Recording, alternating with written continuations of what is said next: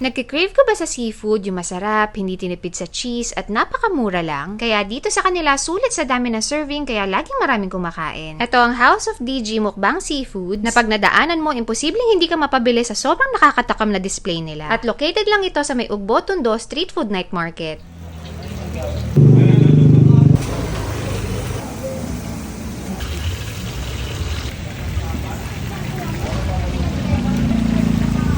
Magkano naman po yung ganyan, kuya? 120 po ma'am, 12 pieces po.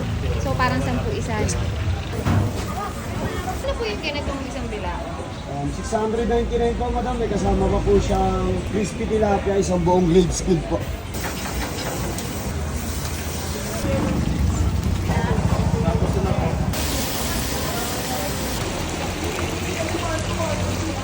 Sakto pa nga inabutan tayo ng ulan kaya mas lalong masarap mag food trip. Ito yung menu nila, marami silang pwedeng pagpilian dito pero for today's video, itong scallops muna yung tatry natin. So guys, habang naglalakad tayo dito sa may ugbo, natakam tayo sa sobrang haba ng nakahilera sa kanila ng cheesy garlic buttered scallops. Kahit titingin kayo sa likod, sobrang dami.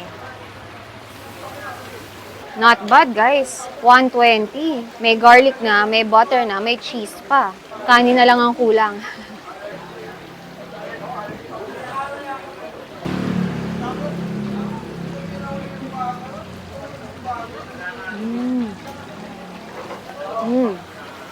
Ang sarap. Buttery na cheesy. Ramdam mo yung alat ng cheese. Pwedeng papakin, pwede pang pulutan, pero mas perfect siya sa rice.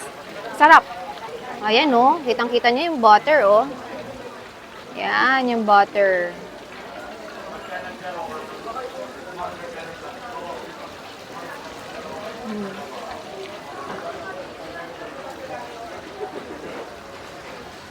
Ang sarap nito. Masarap siya.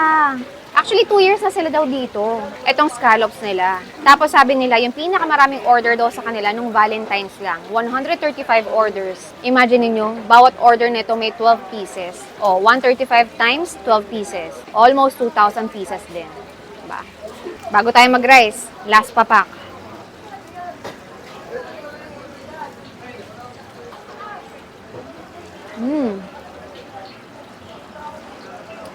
Gusto ko yung alat niya. Pero yung alat niya, kailangan ira-rice mo. Yan. Yan. Sabi sa inyo eh. Umuusok pa yung kanin. Hindi natin pwedeng palagpasin ng hindi siya nakakain with rice. At syempre, mas bagay siya sa plain rice.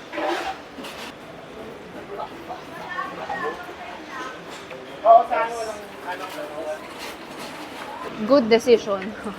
Kailangan nira-rice. Mas masarap. Nababalanse yung alat. Parang pag nawawala ako.